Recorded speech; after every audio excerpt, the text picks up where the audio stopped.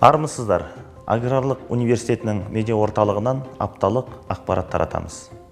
Назарларыңызға оқу ордасындағы аптаның ең маңызды оқиғаларын ұсынамыз. Ауырып еміздеме, Аграрлық университетінде қоғамдық иммунитет қалыптастыруға үлес қосу үздіксіз жалғасуда. Агра университеті офлайн оқу жылына студенттерді биыл қалай қабылдайды? Дәстүрлі дала күнінің жазғы мерекесі өтті. Студентке стипендия, оқу ордасында арнайы атаулы шәкіртақы тағайындалмақ.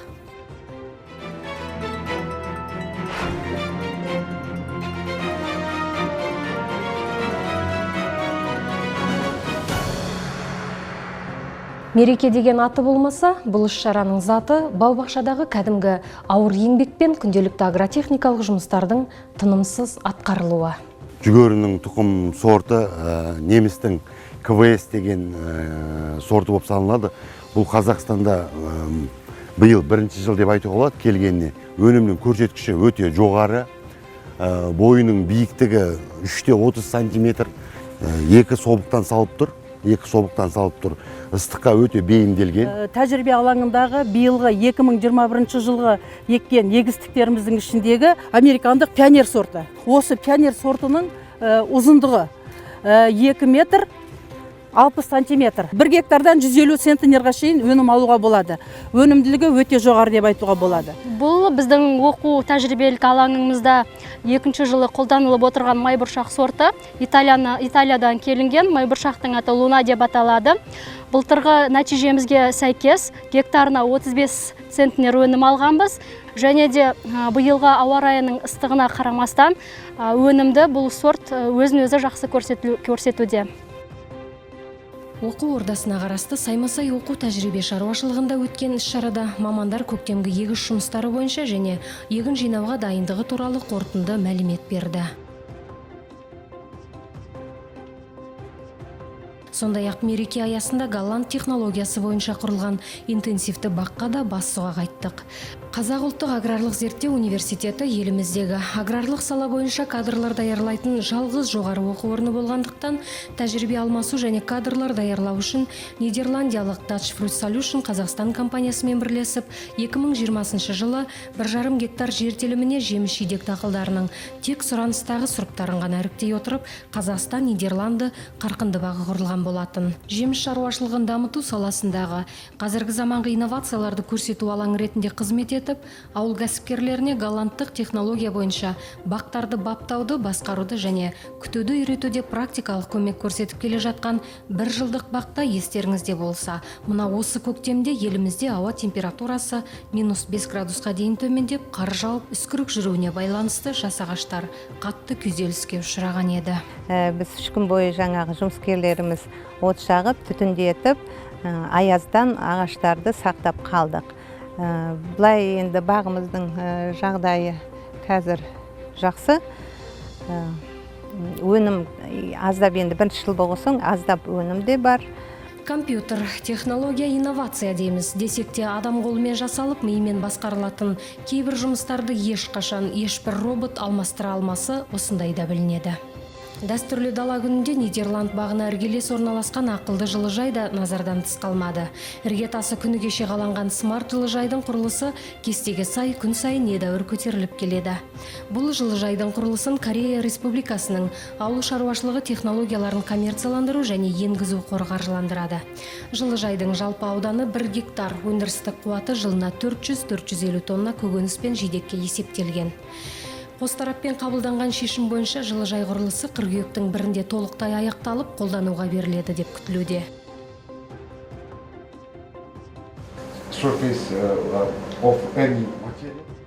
Жуырда ғана Нидерландия корольдігінен Капверт компаниясының өкілдерімен ортақ мәміле жасалған кездесу өтті.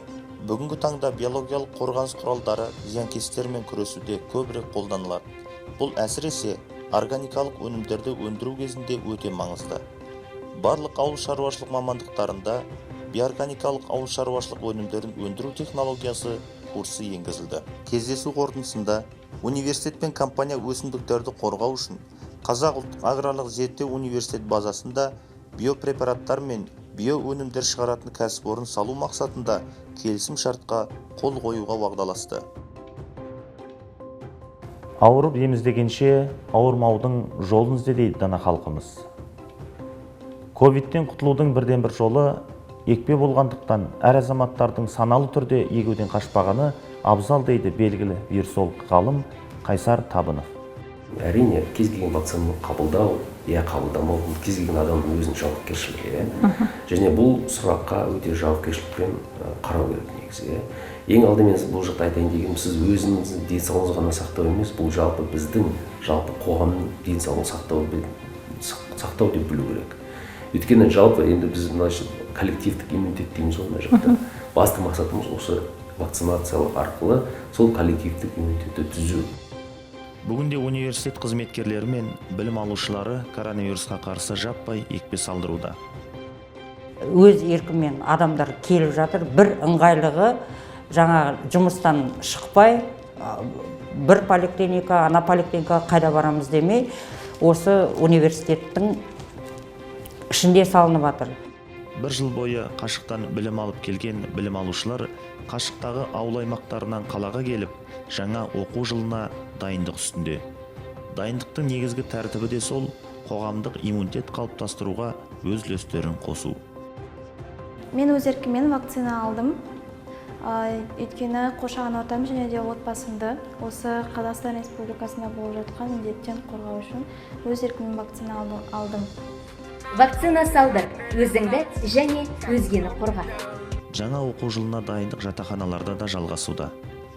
Оқу орындарының ішінде алғашқы болып жатақхананы студенттер үйі деп атаған Алматыдағы аграрлық университетінде білім алушылардың екінші үйлеріндегі дайындыққа студенттердің көңілі тола ма? Номер 2-ші Жасорда жатақханасының жағдайы жақсы. Бір бөлмеде 2 студенттен орналасады. Осы жатақхана алу үшін бірінші электронды түрде, яғни осы Қазақ ұлттық аграрлық зерттеу университетінің сайтынан электронды түрде өтініш беріп, Жатақханада ашық программасымен қоса антисептиктер, сонымен қатар кварц шамдар орнатылған. Студентке стипендия, оқу ордасында арнайы шәкіртақы тағайындалмақ. Сегодня замечательный день, потому что мы встретились с семьей Арабай Зубайровича. Бүгін керемет күн. Орақбай Зубайырұлының отбасымен кездестік. Орақбай Зубайырұлы өшпес із қалдырған, ғұмырының жартысын өткізген кафедраға балалары келіп, алғыстарын айтты. Оставил свой огромный след. Білім ордасында орналасқан халықаралық су хабының құрамында заманауи құрылғылармен жабдықталған ауыл шаруашылық мелиорациясы зертханасы 2009 жылдан бері жұмыс істеп келеді. Хабтағы 14 инновациялық зертхананың тұңғышы да осы Орақбай Зубайыров атындағы зертхана. Ғалымның аты өлсе де хат өлмейді. Ал ауыл шаруашылығы ғылымдарының докторы профессор өмірінің саналы ғұмырын ұстаздыққа, ғылым жолына арнап өткен Орақбай Зубайыровтың жазып қалдырған ғылыми еңбектерінен бөлек ұстамы мықты ұстаздан тәлім алған шәкірттері барда, ардагер ғалымның хаты да, аты да өлмек емес. Айна Орақбайқызы профессор Зубайыров атындағы 4 шәкіртақы тағайындау туралы отбасылық шешімін жариялады. Стипендия мелиорация жерлерді баптау және қорғау оқу бағдарламасы бойынша ата-анасынан айырылған бір студентке, ал қалған үшеуі оқуда және ғылыми еңбектерімен ерекше көзге түскен бакалавриат және магистратура білімгерлеріне берілмек. По-моему, он любил больше всего свою работу и свою семью, нас.